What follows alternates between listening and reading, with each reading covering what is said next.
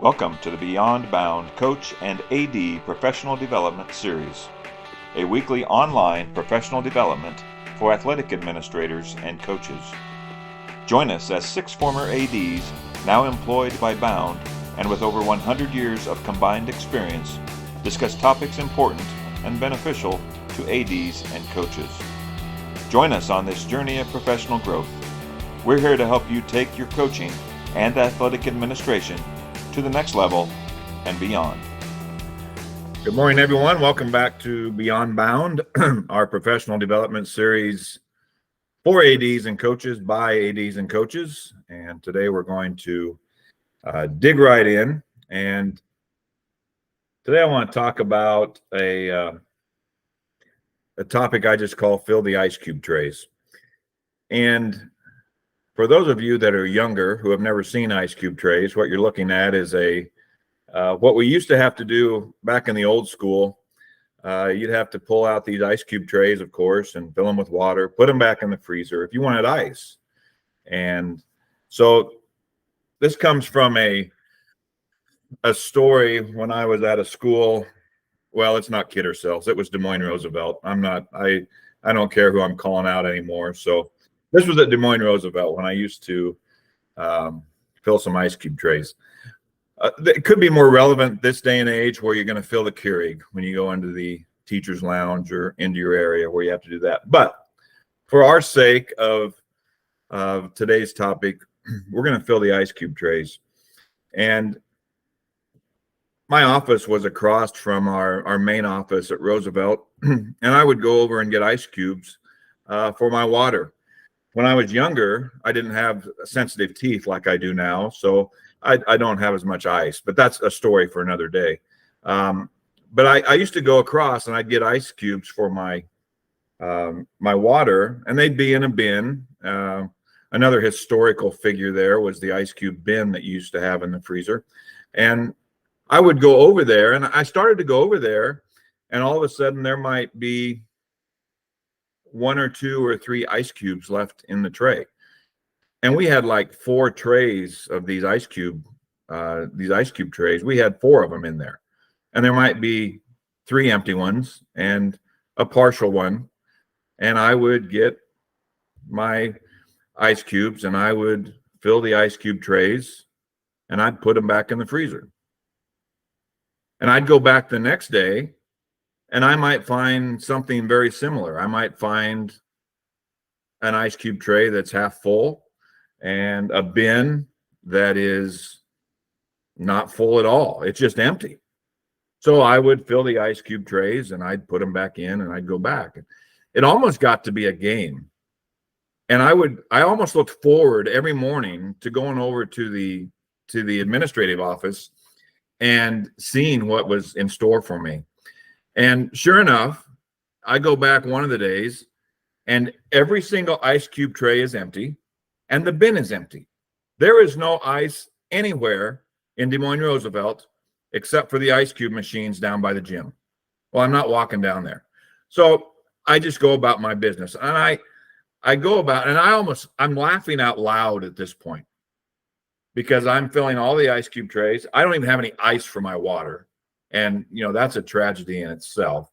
But I fill all the ice cube trays, and this goes on and on. And it just became comical to me that every time I would go over there, I'm filling the ice cube trays. But then I get to thinking about what that lesson is for us all. And I think the biggest lesson to me is that if we're going to be a servant, and I'm talking to a bunch of servant leaders on here, not only within our group in Bound, but I know if you're listening, you're a servant leader. And even though we are, I think we have to be reminded sometimes that if we're going to be a servant leader, that we are a servant leader in all situations, at all times, in every situation. So there's just a few thoughts that I want to bring up. Number one, are you willing to eat last? Or are you willing to pick up in the lunchroom or the hallway, if you see a piece of paper down there, are you willing to do that? And I just think that we always have to be reminded that we are an example. When you're walking your hallways, when you're walking around your locker room, you're an example. Now, the eat last part, I mean, that's just, Simon Sinek uses that. But that was modeled for me by my dad, and he didn't even know he was doing it or realize he was doing it. My dad was a minister and preached for over 60 years, and he was really active for about 40 or 45 of those in a church. But when I was younger, I watched Dad eat last at every congregational meal that we had. And, he was talking to people, and I don't know if he did it on purpose or not, but he ate last all the time. He must have scraped more tater tots off the edge of that tater tot casserole than any preacher ever alive. And that's not true, but he must have eaten more morsels at the end of casseroles and more crusts off of pies than anybody in the whole church. And it just reminded me, I always use that. I just thank Dad for being a model, for one, in a lot of different areas. But he modeled that servant leadership in a way that I just never forget. And he didn't even know he was doing it. So we are always being an example. And whatever that looks like, wherever you're working, whatever school you're in, wherever you're at, are you willing to do that? Are you willing to be the example? You don't know who's watching, but people are watching, and they always are, especially the kids that are in your school. Martin Luther King, about 2 months before he was assassinated, gave a sermon, and he talked about not being a drum major. But he used an example from the Bible where James and John are talking about who's the greatest, and I won't get into that, but his sermon was, if you want to be a leader, if you're going to be a servant leader, you can't worry about being the drum major. You can't worry about being out front. And he said, if I'm going to be a drum major, let me be a drum major for peace. Let me be a drum major for love. Let me be a drum major for things that really matters, not being a drum major to be seen. Now, there are times, ADs and coaches, we know we have to be seen. We have to be out front. And there's times when we have to do that. But I believe there's also times where we just need to not be the drum major. And those are ways, I think, sometimes where we get our kids out front. We get our coaches out front. We do things to elevate them. So we don't always need to be the ones that are leading the charge. One of the ways I've seen this practically done, one of my great friends, Mitch Osborne, Hall of Fame basketball coach and AD and Hall of Fame person, he has his assistant coaches do radio interviews more than anybody I've ever seen. And I think it's just a way that he puts them out front. He lets them talk about the kids.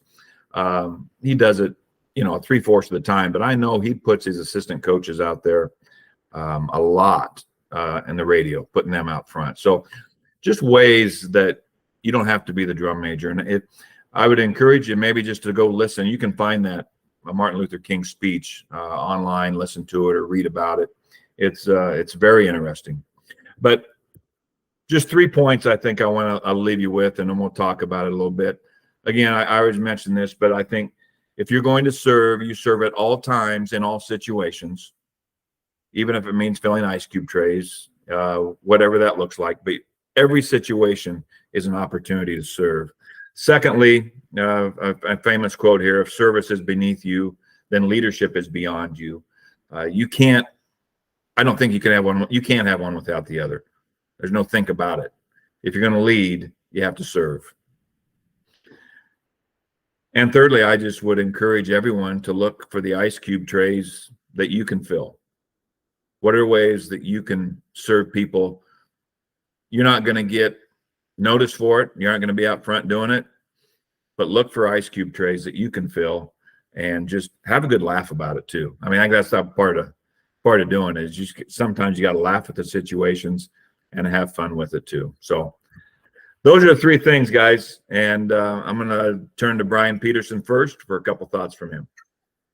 Well, Todd, first of all, none of our ADs here, none of our coaches here pick bad topics. Another great topic that my brain is just firing on all cylinders listening to you talk about. And what a great example, ice trays. Obviously we've always heard the picking up trash when no one's looking type of thing. And But two things I want to talk about. One of the first things you talked about was almost this idea of it became a game or a competition in your mind. We're all competitive human beings. And I think the thing that I hear when you say that is you changed your perspective, not to how pissed you could have been that you're constantly having to do this for everyone else. And that's not your job. You just changed your perspective. You made it competitive. You made it a game. I want to do this so I can see how many times I can fill this before somebody else even does it. And talked to an AD yesterday making weather changes here in the state. And I told him, I said, man, weather was my least favorite part of the job. There was a lot of things that, you could say you didn't love. And he goes, no, I love it. He goes, because I want to see if I can get officials scheduled before everybody else can. And talk about a perspective change. So Todd, you hit it. As ADs, we just have to change our perspective sometimes. As coaches, we got to find the light. We got to find the competitive beast there. The second thing, and I mentioned it already, but I've already heard this many different times, many different ways, but always trash. Always, the CEO picking up trash when no one's looking, those types of things. I had a coach, and Todd, I'm not like you. I'm not going to burn it all down right now. But I did have a coach that Mark Gunnarsson said it a couple weeks ago. If somebody's putting something on social media, Mark, I'm going to butcher this, but they're bragging or they're looking for, hey, look at me type of thing. And I had a coach that was constantly setting up scenarios to put on social media like this. I picked up the locker room. I did lots of eyes, lots of setups. And instead of the opposite, I had a kid one year that was picking up after basketball games every single game. Nobody said a word. So I went to my office and I screen recorded him doing that from our camera. I screen recorded it, and then I put that on there. Now, I just wanted people to know this kid's been doing this and wants no recognition. He had no idea. I didn't tell him turn around, take a picture. So I think the key there is doing it when no one else knows and making that your game, making that your perspective change. So really good stuff, Todd. I love talking about this stuff. So I'm going to stop before I get too long. Well, you're right. I was actually disappointed if there was ice around when I started going over there. I laughed about that too, that when there was ice. Joey, we'll turn to you. Hey, thanks. This is great stuff, Todd. Brian, you talked about the kid who was picking up the garbage and you screenshotted that. Iowa State got one of those kids from Lincoln High School where I was, JT Rock. He was a kid who would, after a volleyball match or a girls basketball game, he's walking the bleachers, he's picking stuff up. And that's just the kind of kids that you want to be around, and you try to highlight those. And you talk about the mind shift about filling those ice cube trays or the coffee pot. There's a half a cup left in the coffee pot. I had a superintendent one time who I finally put up a sign that said, if you have time to drink it, you have time to make it. But shifting that mindset to servant leadership, being a servant is not a burden. It's an honor. And I think that's what your mind shift was there with the filling the ice cube trays is you started laughing about it. It becomes a game. You become competitive. It's an honor to serve those people, whether it's kids or whether it's your staff or whether it's your community or your boosters. We're in these positions and we should treat it as such, as an honor. That's how we get there. That's how we give back. And that's what it needs to be. One of my daughters, our oldest daughter, would go to a Don Meyer basketball camp. And one of his rules was you have to bring a notebook, because he would sit them down at the end of every session and make them take notes. And when she looked back on it, I think she still has the notebook, and she's over 30 years old, picking up trash. And that's one of his lessons is everyone picks up trash, and you see them do it. So they're not just saying it, they're living it. And those are examples that they come home and they should see us as parents living the same thing without saying it. So great stuff. Thanks, Joey. Don Meyer. Don Meyer, what a legend. Wow. Yep. Mark. Yeah, as always, Todd, good stuff. And some of us that are a little bit advanced in age know what you're talking about as far as the ice trays, but I'm going to share a little bit from the farming aspect growing up on a farm. And often we would get together with other neighbors and bale hay, shell corn. We had a group of families we would kind of farm with and share work. And when you'd go to someone's farm to work, or they'd come to our farm, the host family, the mom, the wife of the farmer, often made a meal. That was the way it was. They would feed everybody. And I think that mom or wife looked at it this way: serve first, eat last. And that's what you were saying. I mean, because they'd bring the meal outside, sandwiches, coffee, whatever, pop for kids, whatever it was. And they didn't sit and eat with you. They just served you. And you know that when they went back in the house and probably did the dishes all by themselves, then maybe they had enough food left over to eat. And I think that's what you're getting at, is you have to look at serve first and eat last. It's a great point you made there. I also like to use the little phrase of, you lead to serve, not to shine. It's not about me as a leader. It's about the people you're serving. And I think if we approach life that way, I think we can find a lot of joy within that. So nice work, Todd. I love the topic. Didn't Food from a farmer's wife just taste a little bit better? Oh, yeah. And, nobody went out to eat back in the day. Right. If we went to A&W once in the summer, that was really something. That was special. But it was always the farmer's wife making a full meal. Yeah. Yeah. Most of it homegrown. Yeah, exactly. Just tasted a little bit different. Yep. Thanks, Mark. Aaron. Great stuff, Todd. Like Brian had said, and you guys all alluded to, it just kind of gets the juices flowing in your head a little bit. First of all, I'm going to come back to one of the things you said. Is there anything worse than when you go to a Keurig and you put your pot in there and you close it down and you push the go button and it kind of, buzzes and hums a little bit, and then you get that stupid little memo in the screen that says, please add water? There's not a more frustrating thing for me than that. So thanks for filming. Well, you talk about perspective. If I can tap onto Brian's, there was no message on the ice cube trays that said add water. No, you're right. So, we have the advantage with the Keurig that we're getting messages to tell us.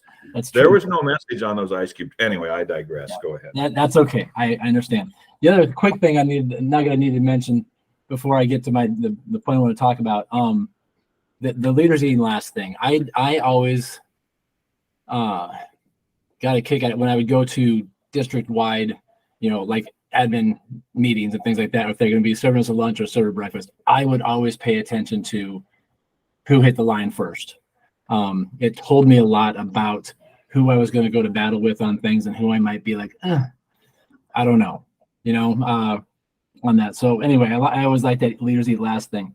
So what this really struck home for me with is we spent a lot of time with our coaches, and we spent almost a year of our coaches meetings hitting this, here and there at every single one of our meetings for a year to develop our 4 standards of excellence. These were things that we were going to hold ourselves accountable to as a coaching staff, as directors in the building, that were going to build and drive the culture we were looking to create at Kennedy, so that we could, do the things we wanted to accomplish the things we wanted to accomplish for our kids. And our 4th standard of excellence was, if not me, then who? If I'm not willing to do it, whether it be picking up a piece of paper or filling the ice cube trays or sweeping the floor or cleaning up the bleachers or whatever it might be, if I'm not willing to do the things that I think are important, that I believe are important as a leader to build the culture we're trying to build, why would I ever expect anybody else to? And I just think that's one of those things that just drives me a lot of times in the back of my head, is if I'm not willing to do it. There were so many times I'd walk by something and see something and be like, do I want to, if I get involved in that right now, the next 2 hours of my day is gone. And I'd almost try to turn my back, and I know I don't have time for it now. I'd stop because I hear that little voice in the back of my head saying, if not you, Aaron, then who? If you're not going to step in and set the culture, whatever that thing might be, why would anybody else? And I think that drives home to what you're talking about. So. Great. Yeah. All times, all situations, right? Even when it's inconvenient. Yep. Scott Jarvis hitting fifth. Clean it up. Well, yeah, Todd, again, I always appreciate you're such a great storyteller. So thanks for sharing today. As I hear everybody, I just think of, as a coach, as an athletic director, all the work you do that no one sees, all the work you do in the dark to help, shine light on the coaches and the kids, and how just rewarding that is that that nobody sees all the work you do. For all you ADs out there who've had to change 18 games this week, nobody knows that all the work that takes. When you're spending 2, 3, 4 hours on the phone waiting for calls, trying to reschedule officials, and nobody cares. The kids care, the coaches care. Even though they know that you might not be doing all that work, all of us ADs know, and that's why this is such an amazing fraternity and sorority of people, is the fact that we know that we serve others, and we have to lean on each other. So for all you ADs out there, for all you coaches out there, thank you for what you do, because the work that you do in the dark truly shines that light on those kids, and that's what it's all about. Great point. Thanks, Scott. Well, thanks everyone for joining us, and we hope you stay warm, you stay safe, and just keep doing what you're doing, because what you do matters. You matter, and you're doing what matters, and it makes a big difference. Stay safe. God bless.